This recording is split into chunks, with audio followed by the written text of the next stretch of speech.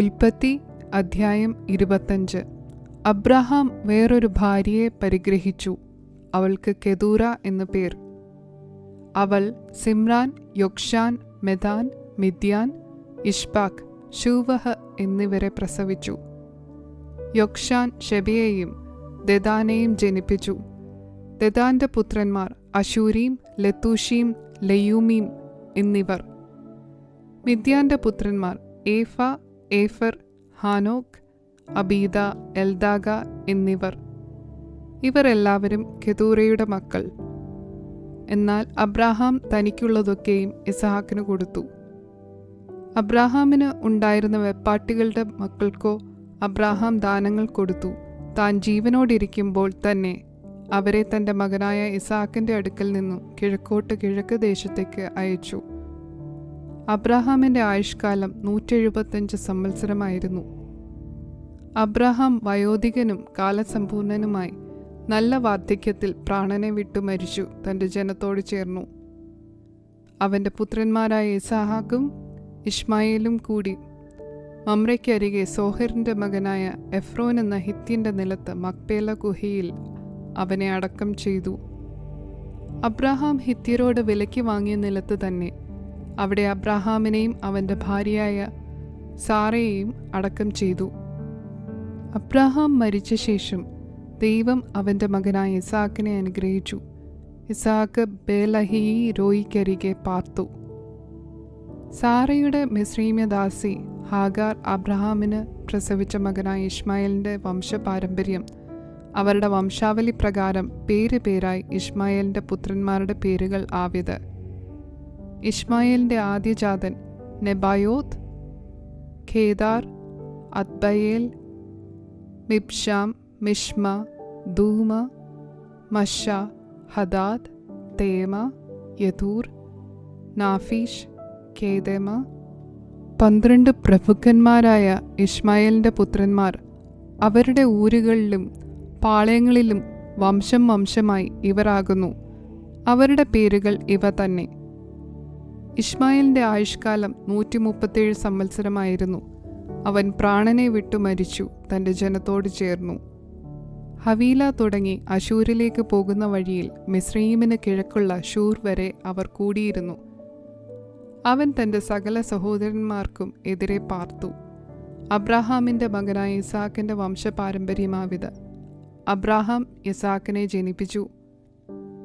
ഇസഹാക്കിന് 40 വയസ്സായപ്പോൾ അവൻ പദ്ദൻ അരാമിലുള്ള അരാമ്യനായ ബെതൂവേലിൻ്റെ പുത്രിയും അരാമ്യനായ ലാബാന്റെ സഹോദരിയുമായ റിബേക്കയെ ഭാര്യയായി പരിഗ്രഹിച്ചു. തൻ്റെ ഭാര്യ മച്ചിയായിരുന്നതുകൊണ്ട് ഇസഹാക്ക് അവൾക്ക് വേണ്ടി യഹോവയോട് പ്രാർത്ഥിച്ചു. യഹോവ അവൻ്റെ പ്രാർത്ഥന കേട്ടു. അവൻ്റെ ഭാര്യ റിബേക്ക ഗർഭം ധരിച്ചു. അവളുടെ ഉള്ളിൽ ശിശുക്കൾ തമ്മിൽ തിക്കിയപ്പോൾ അവൾ, ഇങ്ങനെയായാൽ ഞാൻ എന്തിനു ജീവിക്കുന്നു എന്ന് പറഞ്ഞ് യഹോവയോട് ചോദിപ്പാൻ പോയി. യഹോവ അവളോട്, 2 ജാതികൾ നിന്റെ ഗർഭത്തിലുണ്ട്, 2 വംശങ്ങൾ നിന്റെ ഉദരത്തിൽ നിന്ന് തന്നെ പിരിയും, ഒരു വംശം മറ്റേ വംശത്തിലും ശക്തിപ്പെടും, മൂത്തവൻ ഇളയവനെ സേവിക്കും എന്നരുളി ചെയ്തു. അവൾക്ക് പ്രസവകാലം തികഞ്ഞപ്പോൾ ഇരട്ട പിള്ളകൾ അവളുടെ ഗർഭത്തിലുണ്ടായിരുന്നു. ഒന്നാമത്തവൻ ചുവന്നവനായി പുറത്തു വന്നു. മേൽ മുഴുവനും രോമം കൊണ്ടുള്ള വസ്ത്രം പോലെയിരുന്നു. അവന് ഏശാവ് എന്ന് പേരിട്ടു. പിന്നെ അവൻ്റെ സഹോദരൻ പുറത്തു വന്നു. അവൻ്റെ കൈ ഏശാവിൻ്റെ കുതികാൽ പിടിച്ചിരുന്നു. അവന് യാക്കോബ് എന്ന് പേരിട്ടു.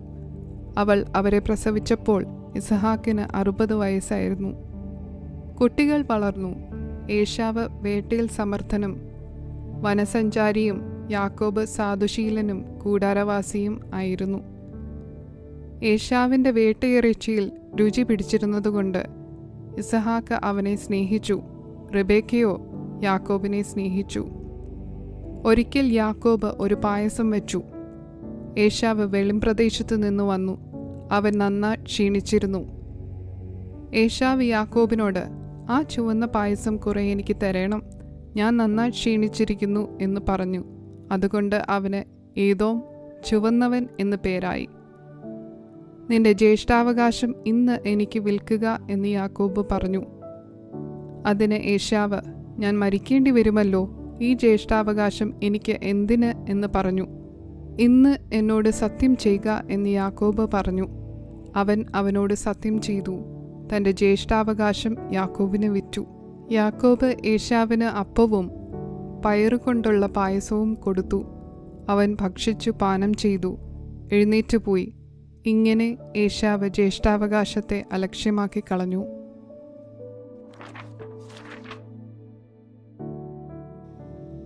ഉൽപ്പത്തി അധ്യായം 26. അബ്രഹാമിൻ്റെ കാലത്തുണ്ടായ മുമ്പിലത്തെ ക്ഷാമം കൂടാതെ പിന്നെയും ആ ദേശത്ത് ഒരു ക്ഷാമമുണ്ടായി. അപ്പോൾ ഇസ്ഹാക്ക് ഗെരാരിൽ ഫെലിസ്ത്യരുടെ രാജാവായ അബീമേലെക്കിൻ്റെ അടുക്കൽ പോയി. യഹോവ അവന് പ്രത്യക്ഷനായി അരുളി ചെയ്തതെന്തെന്നാൽ, നീ മിസ്രയീമിലേക്ക് പോകരുത്. ഞാൻ നിന്നോട് കൽപ്പിക്കുന്ന ദേശത്ത് പാർക്ക, ഈ ദേശത്ത് താമസിക്ക. ഞാൻ നിന്നോടുകൂടെ ഇരുന്ന് നിന്നെ അനുഗ്രഹിക്കും. നിനക്കും നിന്റെ സന്തതിക്കും ഈ ദേശം ഒക്കെയും തരും. നിന്റെ പിതാവായ അബ്രഹാമിനോട് ഞാൻ ചെയ്ത സത്യം നിവർത്തിക്കും. അബ്രഹാം എൻ്റെ വാക്ക് കേട്ട് എൻ്റെ നിയോഗവും കൽപ്പനകളും ചട്ടങ്ങളും പ്രമാണങ്ങളും ആചരിച്ചതുകൊണ്ട് ഞാൻ നിന്റെ സന്തതിയെ ആകാശത്തിലെ നക്ഷത്രങ്ങളെപ്പോലെ വർദ്ധിപ്പിച്ചു നിന്റെ സന്തതിക്ക് ഈ ദേശമൊക്കെയും കൊടുക്കും. നിന്റെ സന്തതി മുഖാന്തരം ഭൂമിയിലെ സകല ജാതികളും അനുഗ്രഹിക്കപ്പെടും.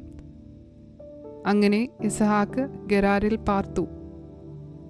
ആ സ്ഥലത്തെ ജനം അവൻ്റെ ഭാര്യയെക്കുറിച്ച് അവനോട് ചോദിച്ചു. അവൾ എൻ്റെ സഹോദരി എന്ന് അവൻ പറഞ്ഞു. റിബേക്ക സൗന്ദര്യമുള്ളവളാകൊണ്ട് ആ സ്ഥലത്തെ ജനം അവളുടെ നിമിത്തം തന്നെ കൊല്ലാതിരിക്കേണ്ടതിന് അവൾ എൻ്റെ ഭാര്യ എന്ന് പറവാൻ അവൻ ശങ്കിച്ചു. അവൻ അവിടെ ഏറെക്കാലം പാർത്ത ശേഷം ഫെലിസ്ത്യരുടെ രാജാവായ അബീമേലെക്ക് കിളിവാതിൽക്കൽ കൂടി നോക്കി ഇസ്ഹാക്ക് തൻ്റെ ഭാര്യയായ റിബേക്കയോടുകൂടെ വിനോദിക്കുന്നത് കണ്ടു. അബീമേലെക്ക് ഇസ്ഹാക്കിനെ വിളിച്ചു. അവൾ നിന്റെ ഭാര്യയാകുന്നു നിശ്ചയം. പിന്നെ എൻ്റെ സഹോദരി എന്ന് നീ പറഞ്ഞത് എങ്ങനെയെന്ന് ചോദിച്ചതിന് ഇസ്ഹാക്ക് അവനോട്, അവളുടെ നിമിത്തം മരിക്കാതിരിപ്പാൻ ആകുന്നു ഞാൻ അങ്ങനെ പറഞ്ഞത് എന്ന് പറഞ്ഞു. അപ്പോൾ അബീമേലെക്ക്, നീ ഞങ്ങളോട് ഈ ചെയ്തത് എന്ത്? ജനത്തിൽ ആരെങ്കിലും നിന്റെ ഭാര്യയോടുകൂടെ ശയിപ്പാനും നീ ഞങ്ങളുടെ മേൽ കുറ്റം വരുത്തുവാനും സംഗതി വരുമായിരുന്നുവല്ലോ എന്ന് പറഞ്ഞു. പിന്നെ അബീമേലെക്ക്, ഈ പുരുഷനെയോ അവൻ്റെ ഭാര്യയെയോ തൊടുന്നവന് മരണശിക്ഷ ഉണ്ടാകും എന്ന് സകല ജനത്തോടും കൽപ്പിച്ചു. ഇസ്ഹാക്ക് ആ ദേശത്ത് വിതച്ചു. ആ ആണ്ടിൽ 100 മേനി വിളവ് കിട്ടി. യഹോവ അവനെ അനുഗ്രഹിച്ചു. അവൻ വർദ്ധിച്ചു വർദ്ധിച്ചു മഹാധനവാനായി തീർന്നു. അവന് ആട്ടിൻകൂട്ടങ്ങളും മാട്ടിൻകൂട്ടങ്ങളും വളരെ ദാസീദാസന്മാരും ഉണ്ടായിരുന്നതുകൊണ്ട് ഫെലിസ്ത്യർക്ക് അവനോട് അസൂയ തോന്നി. എന്നാൽ അവൻ്റെ പിതാവായ അബ്രഹാമിൻ്റെ കാലത്ത് അവൻ്റെ പിതാവിൻ്റെ ദാസന്മാർ കുഴിച്ചിരുന്ന കിണറൊക്കെയും ഫെലിസ്ത്യർ മണ്ണിട്ട് നികത്തി കളഞ്ഞിരുന്നു. അബീമേലെക്ക് ഇസ്ഹാക്കിനോട്, നീ ഞങ്ങളെക്കാൾ ഏറ്റവും ബലവാനാകൊണ്ട് ഞങ്ങളെ വിട്ടുപോക എന്ന് പറഞ്ഞു. അങ്ങനെ ഇസ്ഹാക്ക് അവിടെ നിന്ന് പുറപ്പെട്ടു ഗെരാർ താഴ്വരയിൽ കൂടാരമടിച്ചു അവിടെ പാർത്തു. തൻ്റെ പിതാവായ അബ്രഹാമിൻ്റെ കാലത്ത് കുഴിച്ചതും അബ്രഹാം മരിച്ച ശേഷം ഫെലിസ്ത്യർ നികത്തി കളഞ്ഞതുമായ കിണറുകൾ ഇസ്ഹാക്ക് പിന്നെയും കുഴിച്ചു തൻ്റെ പിതാവ് അവയ്ക്ക് ഇട്ടിരുന്ന പേർ തന്നെ ഇട്ടു. ഇസ്ഹാക്കിൻ്റെ ദാസന്മാർ ആ താഴ്വരയിൽ കുഴിച്ച് നീരുറവുള്ള ഒരു കിണർ കണ്ടു. അപ്പോൾ ഗെരാർ ദേശത്തിലെ ഇടയന്മാർ, ഈ വെള്ളം ഞങ്ങൾക്കുള്ളത് എന്ന് പറഞ്ഞു ഇസ്ഹാക്കിൻ്റെ ഇടയന്മാരോട് ശണ്ടയിട്ടു. അവർ തന്നോട് ശണ്ടയിട്ടതുകൊണ്ട് അവൻ ആ കിണറ്റിന് ഏശക് എന്ന് പേർ വിളിച്ചു. അവർ മറ്റൊരു കിണർ കുഴിച്ചു. അതിനെക്കുറിച്ചും അവർ ശണ്ടയിട്ടതുകൊണ്ട് അവൻ അതിന് സിത്ന എന്ന് പേർ വിളിച്ചു. അവൻ അവിടെ നിന്ന് മാറിപ്പോയി മറ്റൊരു കിണർ കുഴിച്ചു. അതിനെക്കുറിച്ച് അവർ ശണ്ടയിട്ടില്ല.